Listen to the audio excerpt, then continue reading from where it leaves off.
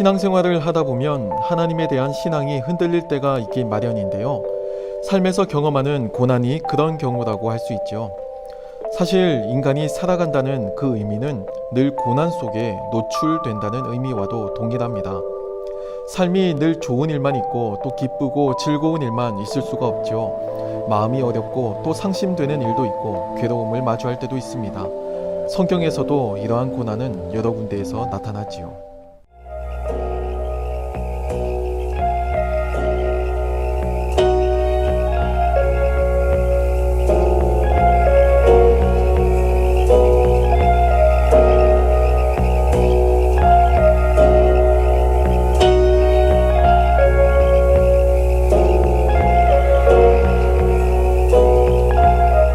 욥기의 내용이 오늘날 우리들에게 의미가 있는 이유는 욥이 하나님이 인정하신 의인이라는 사실 때문일 겁니다. 우리는 보통 삶에서 찾아온 문제를 징계로 해석하는 습관이 있죠. 내가 무언가를 잘못해서 벌을 받는다고 생각하거나 내 잘못된 행동을 고치려는 하나님의 뜻으로 해석하는 경우가 많습니다. 하지만 이 욥의 경우는 굉장히 특별합니다. 왜냐하면 욥은 그야말로 이유 없는 고난을 보여주고 있기 때문입니다.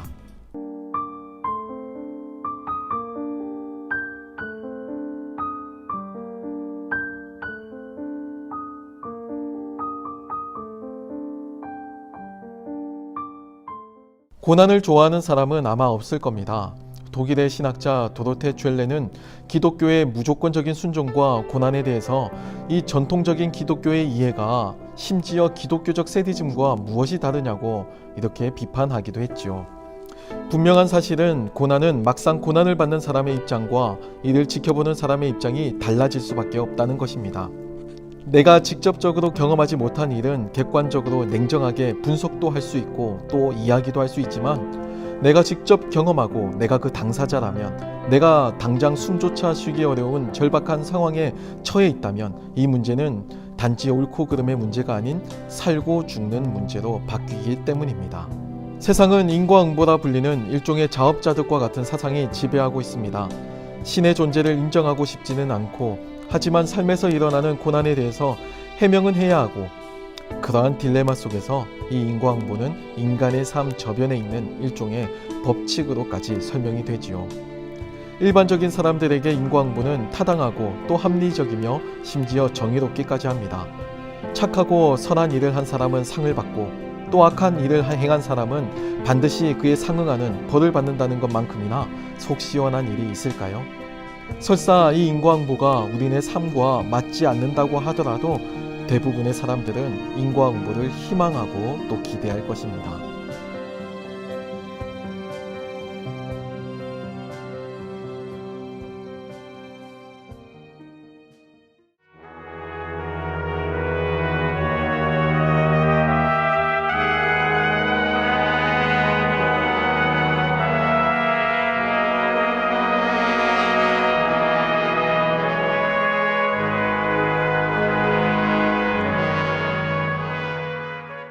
토마스 롱은 1755년 11월 1일 일어난 리스본 대지진 사건을 설명하면서 고난은 삶의 기초가 흔들리는 일과도 같다라고 표현하고 있습니다. 포르투갈 리스본에서 일어난 대지진은 그 어떤 사전 징후도 없었고 완벽한 날씨에 평화롭고 고요하기까지 했다고 설명합니다. 갑자기 닥친 대지진의 여파는 최대 6만 명에 이르는 리스본 시민들의 생명을 앗아갔지요. 자연재해와 같은 일은 흔히 일어난다고 할 수 있지만 이 리스본 대지진이 예외적으로 충격적인 이유는 리스본은 그 당시 인구 25만 명 가운데 약 10%가 성직자였을 만큼 종교적이고 경건한 도시였다는 것입니다. 소위 말해서 리스본보다 더 악하고 문제 있는 도시가 자연재해를 맞았다면 모든 사람들이 납득을 할 텐데 리스본은 그와는 정반대였다는 것이 충격으로 다가왔지요. 신약성경 누가복음 13장에는 실로암 망대가 무너진 사고가 기록되어 있습니다. 18명의 사상자를 낸 이 사건을 예수님은 직접 언급하시는데요. 이 사건을 통해서 당시 제자들의 생각을 그대로 발견할 수가 있습니다. 아마도 제자들은 갑자기 마주한 불행을 죄의 결과로 해석했던 것 같습니다. 그래야 억울하지 않다는 것이죠. 그래야 정의롭다는 것입니다. 요한복음 9장에도 이와 비슷한 사건이 있습니다. 날 때부터 맹인된 사람을 보고 제자들은 앞을 보지 못하는 이 사람을 두고 누구의 죄 때문인지, 자기의 죄인지 아니면 부모의 죄인지 묻고 논쟁하는 모습을 발견할 수 있습니다. 아마도 정말 궁금했을 겁니다. 본인의 잘못이나 그 결과로 인해서 불이익을 받는다면 마땅한 책임을 지는 것이기 때문에 납득이 그나마 가능한데, 이 경우는 날 때부터 맹인된 사람이었기 때문이죠. 태어날 때부터 앞이 보이지 않았다는 것은 이 사람이 잘못하거나 책임질 만한 일을 하기 이전에 이미 그런 환경을 가지고 태어났다는 것을 의미합니다. 제자들의 이런 말에 예수님은 너희들의 생각과 같이 죄의 결과가 아닌 그에게서 하나님이 하시는 일을 나타내고자 하심이라고 말씀하시며 죄와 관련이 없는 고난도 있다는 사실을 가르쳐주고 계십니다. 사실 실로암 망대 사건이나 날 때부터 맹인된 사람에 대한 이야기는 자업자득, 인과응보라 불리는 사람들의 일반적인 생각을 잘 보여주고 있습니다. 특별히 하나님을 믿고 종교적 열심이 특별했던 이스라엘 사회에서 죄는 모든 고난의 원인으로 이해가 되었지요. 오늘날도 그런 편견이 있습니다. 하지만 주님은 전혀 그렇게 말씀하시지 않습니다. 고난은 죄의 여부와 무관하게 발생하기도 합니다. 그래서 섣불리 단정하기 어렵죠. 여기서 알 수 있는 분명한 한 가지는 고난은 죄와 무관하게 일어나기도 하고 심지어 이유를 알 수 없는 고난도 있다는 사실입니다. 다음 시간에는 고난에 대해 더 다양한 시각에서 살펴보겠습니다. 시청해 주셔서 감사합니다.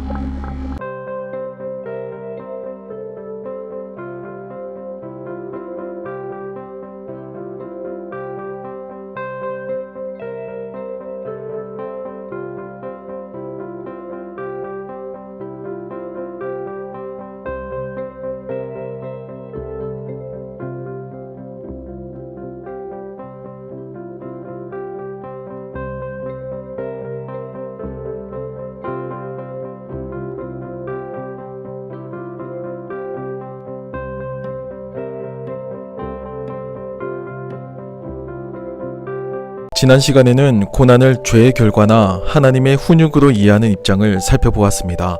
그리고 이러한 이해에는 고난은 그에 걸맞는 원인이 있을 거라고 추측하는 인과응보의 사상도 반영되어 있음을 살펴보았죠. 신앙을 가진 사람에게 인과응보는 하나님의 섭리로 이해가 되고, 신앙이 없는 사람에게 인과응보는 일종의 자연세계의 법칙으로 이해가 됩니다. 아니, 실제로 믿지는 않지만 인과응보는 있어야 한다고 생각하기도 하죠.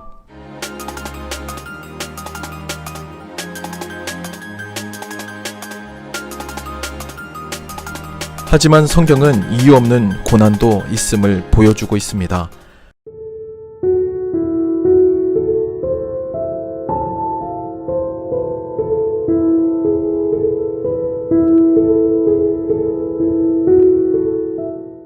사실 하나님의 입장에서는 분명한 목적이 있지만 아직 우리에게는 그 목적과 의도를 발견하기 어렵다라는 것이 더 정확한 표현인데요. 이 부분에 아주 중요한 교훈이 담겨져 있습니다. 영국의 신학자 앨리스터 맥그레스는 하나님과 인간의 시각의 차이를 강조합니다. 인생의 여정을 마치 축제의 행진과도 같이 볼 수만 있다면 아마도 하나님은 발코니에서 행진의 처음과 끝을 모두 조망할 수 있음에 반해 인간은 행진에 속해 있다 보니 당장의 그 한 걸음의 앞도 알 수 없다는 것이죠. 이러한 시각의 차이는 창조주와 피조물의 차이를 바탕으로 하나님의 특별한 목적이 있다는 내용으로서 정리될 수 있습니다. 즉, 당장의 고난이 어렵고 힘들어도 깊은 뜻이 있고 또 훗날 어느 순간 다 이해가 되는 그때가 있을 거라는 희망 섞인 이야기지요.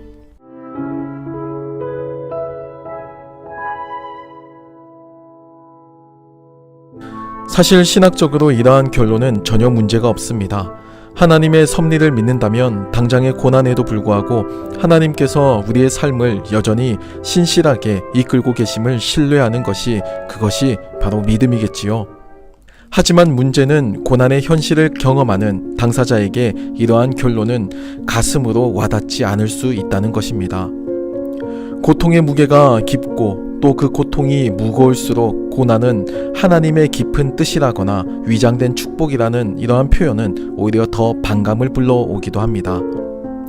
이것은 고난의 문제가 우리의 삶을 뒤흔드는 문제임과 동시에 감정적인 문제이기도 하기 때문입니다. 고난을 마주한 사람들은 본능적으로 고난을 해결하려 시도합니다. 그래서 먼저 고난을 나름대로 분석하게 되지요. 고난의 원인을 찾고 거기서부터 무엇이 잘못되었는지를 살핍니다. 이 과정에서 하나님께 더 매달리는 사람도 있고 아니면 감정이 상해서 하나님을 의도적으로 등지는 사람도 있습니다. 하지만 무엇보다도 고난을 더욱 가중시키는 것은 그 고난의 기간이 길어질 때입니다. 끝을 알지 못하는 고난처럼 고통스러운 일은 없지요. 구약 북이스라엘 선지자 하박국도 동일한 내용으로 고민하고 또 부르짖고 있습니다.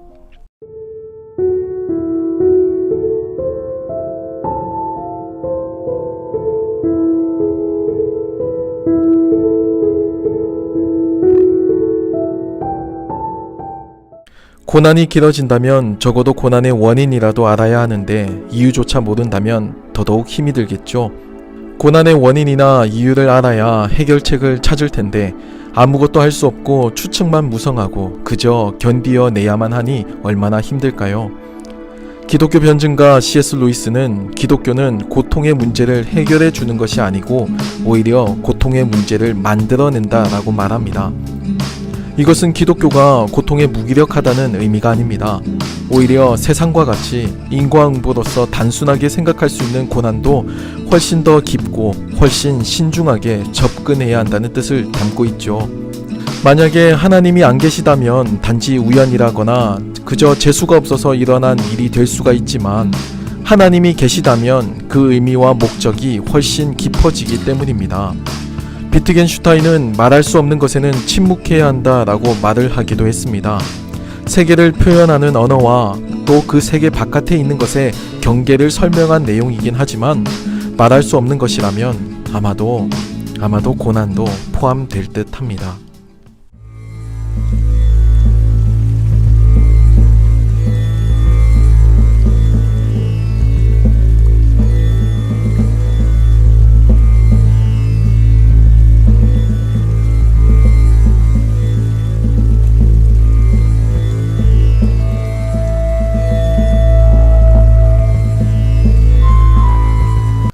2차 세계대전은 기독교의 안방으로 불리던 유럽 대륙에서 발발해서 전 세계로 퍼져간 전쟁이었습니다. 서구 기독교에서 세계대전은 지금도 트라우마로 남아있지요.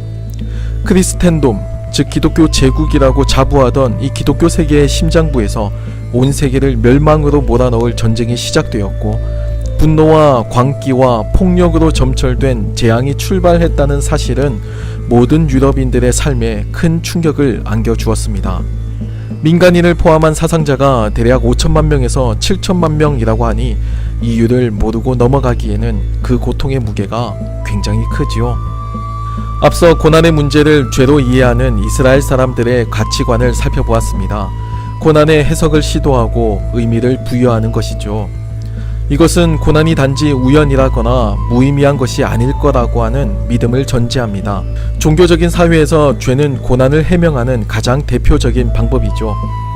하지만 엄밀히 살펴보면 죄보다 더 근본적인 개념을 발견할 수 있는데 이를 우리는 악이라고 부릅니다.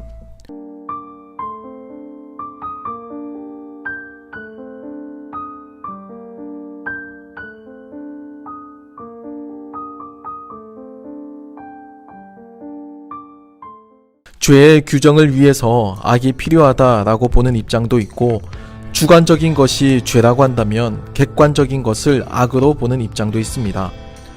추상적인 죄를 더 구체화한 것을 악으로 이해하는 입장도 있고 빛이 어두움과 대조되듯이 창조의 부산물로 여기기도 하지요. 여하튼 악은 죄를 야기하는 단초가 되고 특별히 개신교 신학자 칼바르트는 이것을 하나님의 원치 않음이라는 독특한 표현으로 불렀습니다. 하나님이 창조하시지도 않았고 원하시지도 않은 것, 여기에서 신정론이라고 불리는 신학과 철학에 오랜 질문이 생겨납니다. 고난의 문제는 삶의 문제에서부터 하나님과 악의 관계에 관한 질문으로 이어지게 되는 셈이죠. 지난 시간은 해석되지 않는 고난의 어려움에 대해서 나누었습니다.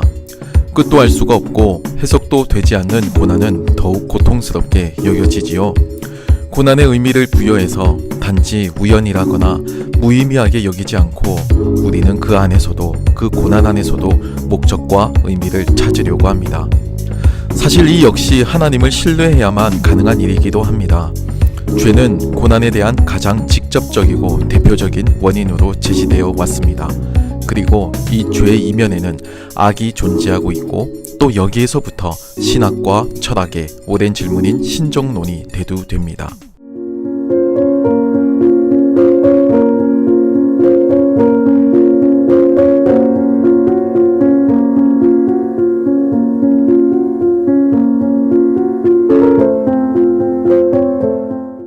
사실 신정론의 문제는 기독교 신학에서 특히 문제가 됩니다. 악은 여러 신들을 믿는 세계관, 특별히 다신론적 세계관에서는 큰 문제가 되지 않기 때문인데요. 신약학자인 톰 라이트는 많은 신들의 존재 자체가 이미 선과 악의 혼합이기 때문에 세상에서의 악의 존재에 대한 설명이 거리낌이 없다고 봅니다. 다신론적 세상에서 악과 고통은 지극히 정상적인 현상일 뿐이지요. 또한 모든 실제가 궁극적으로 하나라고 보는 이론론적 세계관에서도 악은 문제가 되지 않습니다. 이 입장은 모든 구별은 환영이나 또는 착각에 불과한데 너와 나의 구분도 또는 영적인 것과 물질적인 것의 구분도 아니 심지어 창조주와 피조물의 구분도 없습니다. 여기서는 선과 악의 구분도 포함되지요. 초월적인 혼합을 위해서 나아가는 과정 속에 일어나는 착각이나 일종의 해프닝 정도에 불과하다고 여깁니다. 신의 존재를 부정하는 무신론자들에게도 신정론은 문제가 되지 않습니다. 악은 그저 하나의 존재 방식일 뿐이지요. 이 경우에는 오히려 선함이 더 설명하기 어려운 주제가 됩니다. 인간의 존재 방식이 악으로 나타난다면 간혹 가지는 인간의 선한 행동은 더 설명하기 어렵기 때문이지요. 악에 대한 문제를 진지하게 접근하면 이 문제는 삼위일체 하나님을 믿는 기독교인들에게 더 큰 문제로 다가온다는 것을 알 수가 있습니다.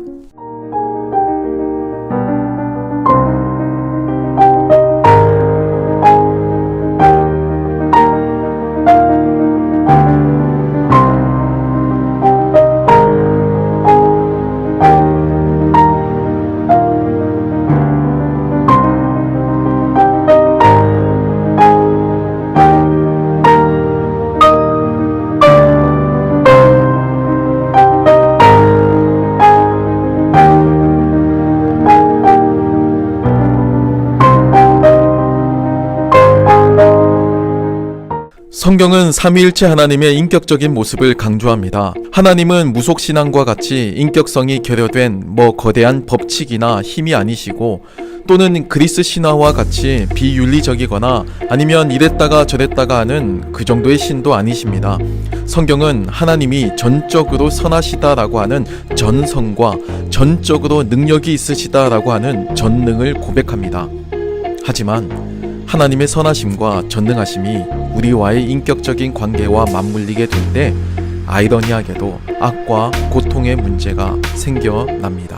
한번 생각해 보겠습니다. 하나님은 선하십니다. 전적으로 선하시기 때문에 악은 조금도 허용하시지 않으시죠. 전적으로 선하신 하나님께서 우리와 인격적인 관계 속에 계시기 때문에 우리를 위협하는 악이 있다고 한다면 그 선하신 하나님은 그 악을 절대로 허용하시지 않으실 겁니다. 하나님이 선하시다라고 하는 전제 속에서 이 악의 존재는 모순이라고 할 수가 있죠. 또 하나님은 전능하십니다. 전적으로 못하시는 일이 없으시기 때문에 악조차도 제거하실 수 있는 능력을 가지고 계시죠. 그 전능하신 하나님께서 우리를 사랑하시고 우리와 인격적인 관계성 속에 계시기 때문에 만약에 악이 우리를 위협한다면, 우리의 존재를 이 악이 위협하고 있다면 하나님은 그 악을 제거하시기를 원하실 겁니다. 악을 제거할 수 있는 의지를 가지시고 또 악을 제거할 능력을 가지시고 그 악을 제거할 겁니다. 따라서 전능하신 하나님께서 우리와 인격적인 관계성 속에 계시다고 한다면 이 악의 존재는 모순이라고 할 수가 있죠. 그런데 문제는 세상에는 악에서 출발한 것처럼 보이는 고통이 존재한다는 사실입니다. 악인이 벌을 받는 인과응보도 아니고 의인이 갑자기 고통을 받습니다. 갑자기 사고를 당하기도 하고 생각지도 못한 재난을 마주하기도 하죠. 악은 분명히 실제합니다. 그리고 악이 존재한다면 우리는 앞서 하나님에 대한 세 가지 전제, 즉 하나님과의 인격적인 관계 또는 하나님의 선하심, 하나님의 전능하심을 포기해야 하는 것처럼 보이기도 하지요. 세상에 존재하는 악을 인정한다면 하나님은 절대 선이시고 우리를 사랑하심에도 불구하고 악을 제거하지 못하시는 무능력한 하나님이 되고 맙니다. 하나님이 전능하시고 우리를 사랑하심에도 악이 존재한다면 이는 하나님이 전적으로 선하시지 않다는 의미가 되기도 하죠. 또 하나님이 절대적으로 선하시고 전능하심에도 불구하고 악이 존재한다면 이것은 우리의 삶에 관심이 없으신 비인격적인 하나님으로 여겨지기도 합니다. 여기에서부터 신정론의 어려움이 발생하죠.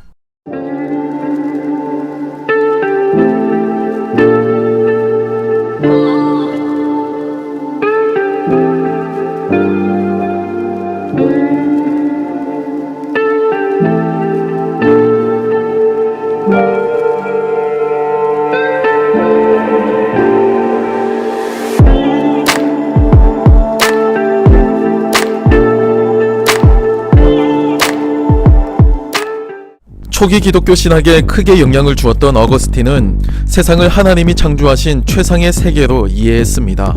세상의 완전함은 하나님의 전능을 강조합니다. 그런데도 존재하는 악에 대해서 그는 피조물이 자유의지를 잘못 사용했기 때문이라고 이야기를 하죠. 악을 선의 결핍으로 이해하는 것도 그의 관찰입니다. 이 유형은 하나님의 전능과 선하심을 강조하지만 상대적으로 악을 간과하는 약점이 있습니다. 선의 결핍이라거나 선을 위한 일종의 부산물이라거나 아니면 선을 완성하기 위한 필수 조건으로 이해하기에는 악은 굉장히 잔인하고 또 굉장히 무겁고 또 굉장히 끔찍하기 때문입니다. 한편 고대 교부 이레네우스는 악을 영혼 성숙을 위한 교육적이고 도구적인 기능으로서 이해하고 있습니다. 이레네우스는 세상도 인간의 성숙을 위해서, 인간의 구원을 위해서 창조된 것으로 봅니다.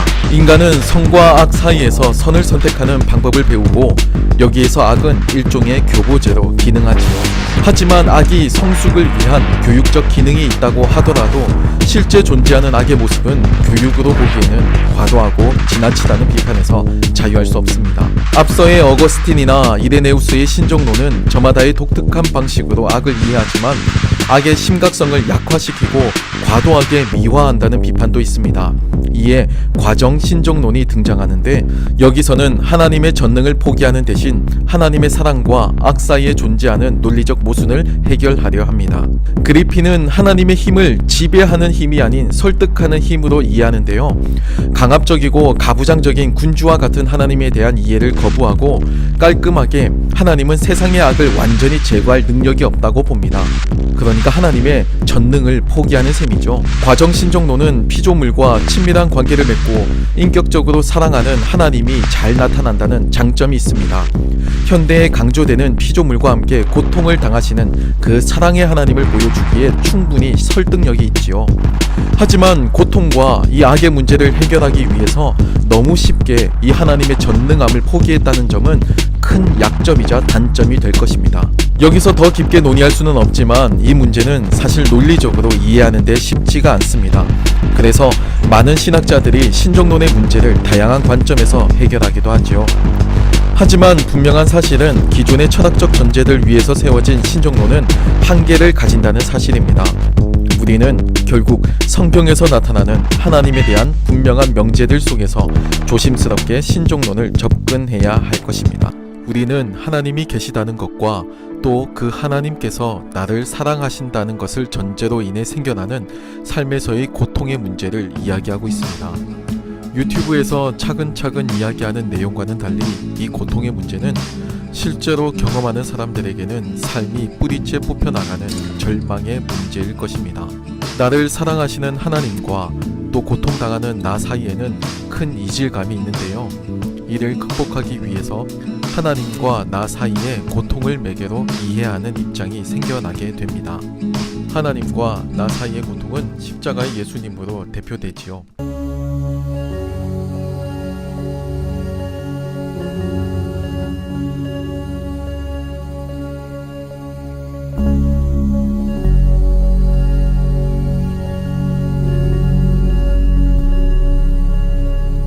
전통적인 기독교 신학에서 하나님은 강하고 흔들리지 않고 또 아픔이 없는 분으로 묘사되고 있습니다.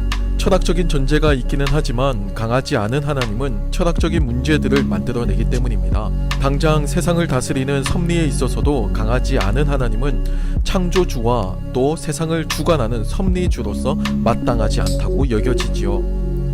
마음의 결정이 흔들리는 모습도 연약함을 내포하고 있고 외부의 조건이나 환경의 영향을 받는다는 점에서 주권자로서의 권위가 훼손된다고 여겼기 때문입니다. 아픔을 느낀다는 것은 감정이나 경험으로 제한할 수도 있는 문제이지만 자의적이든 타의적이든 아픔을 느낀다는 것은 결국 약하다는 결론으로 오해되기도 했습니다. 사실 이 문제도 단순히 접근하기에는 쉽지 않은 문제이지만 성경에서의 하나님은 창조주와 섭리주로 완전한 권능을 가지고 계시면서도 우리의 문제에 관심을 가지시고 또한 아픔을 느끼기도 하시는 분으로 묘사되고 있습니다.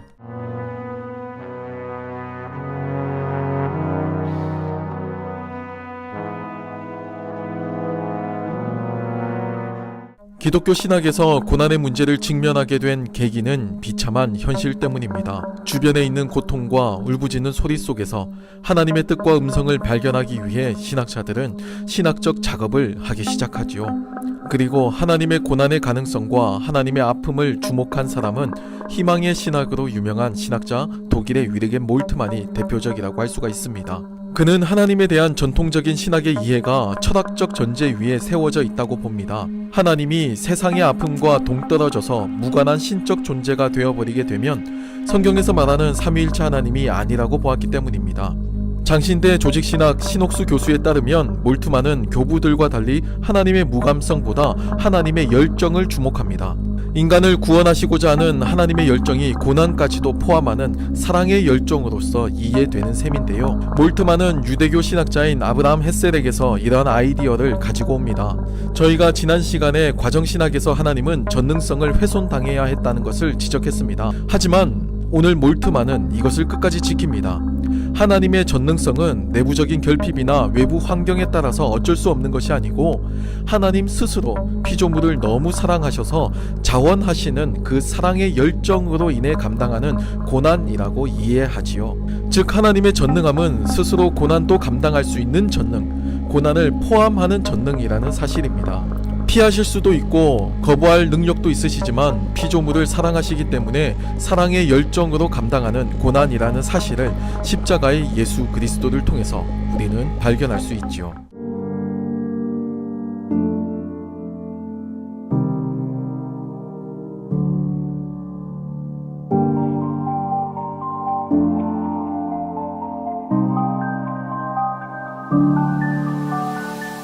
2차 세계대전에서 일본은 전쟁의 추축국이면서도 두 차례의 원자폭탄 피해를 경험한 국가이기도 합니다. 추축국은 전쟁의 가해자의 경험이고 원폭은 피해자의 경험이라고 할 수가 있습니다. 사실 일본은 분명한 전쟁의 가해자이고 이를 통해 주변 국가에 많은 고통을 주고 또 악을 유발한 책임이 있습니다. 하지만 일본 현지의 사람들은 가끔 가해자보다 피해자라는 입장을 더 부각시키려는 모습을 보이기도 합니다. 일본의 루터교 신학자 기타모리 가조도 피해자의 입장에서 하나님의 아픔에 접근합니다. 민감하고 논란의 여지가 분명하지만 정치적인 부분은 다음에 다루고 이번에는 그의 하나님의 아픔에 대한 신학을 소개하려 합니다. 원래 기독교 신학은 전통적으로 유비라고 하는 신학적 이해가 있습니다. 창조주와 피조물의 질적인 차이를 유지하면서도 유사하고 닮은 속성이나 경험을 통해 소개하는 방법인데요. 가톨릭 신학은 존재의 유비로, 개신교 신학은 신앙의 유비로 흔히 알려져 있습니다. 인간의 경험과 인식을 통해서 하나님을 부분적으로 이해하려는 시도라고 할 수가 있지요. 기타모리 가조는 루터교 전통에서 유비를 이해하는데 그는 인간을 매개로 하나님에 대한 서술을 시도하는 것을 유비로 이해합니다. 그는 아픔의 유비를 제시하는데 이는 십자가를 통한 하나님과 인간 사이의 매개로 아픔을 주목하는 것입니다. 아픔의 경험을 통해서 하나님과 인간의 접촉점이 있다고 본 것이죠. 인간의 고통과 악의 기원에 대한 문제는 결코 가볍지 않은 신학적이고 철학적인 주제들을 담고 있습니다. 하지만 분명한 것은 하나님은 우리와 같은 아픔을 감당하셨고 또 희생하심을 통해 우리에 대한 하나님의 사랑을 확증하셨다는 사실입니다.